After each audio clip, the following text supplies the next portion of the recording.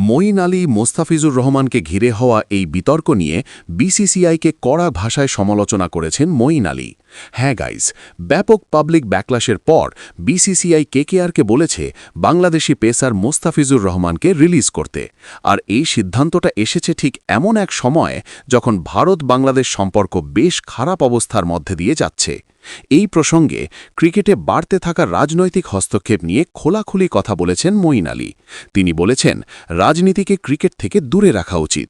তার কথায় এসব কারণে খেলাটা আগেই একটু ডেঞ্জারের মধ্যে চলে গেছে, আর তার ওপর মুস্তাফিজুরের সঙ্গে যা হয়েছে সেটা সত্যি বলতে ঠিক মনে হয় না।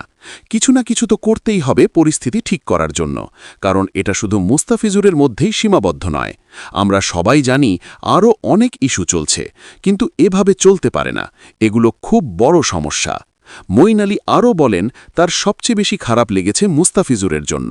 ও এত ভালো একটা কন্ট্রাক্ট পেয়েছিল। ওর ক্যারিয়ার, বছরের পর বছর ধরে করা পরিশ্রম আর স্কিলফুল পারফরম্যান্সের কথা মাথায় রাখলে অবশেষে ওর জন্য কিছু খুব ভালো এসেছিল।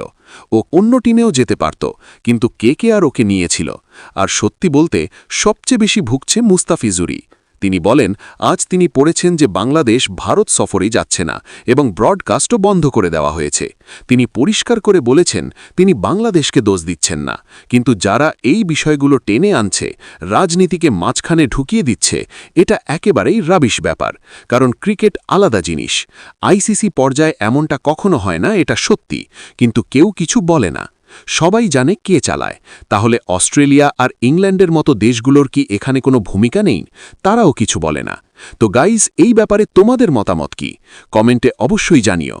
ভিডিওটি ভালো লাগলে লাইক করুন এবং ক্রিকেট জগতের এমন আরও অজানা তথ্য জানতে চ্যানেলটি সাবস্ক্রাইব করে বেল আইকনটি বাজিয়ে দিন। ফিরছি নতুন কোনো আপডেট নিয়ে। ধন্যবাদ।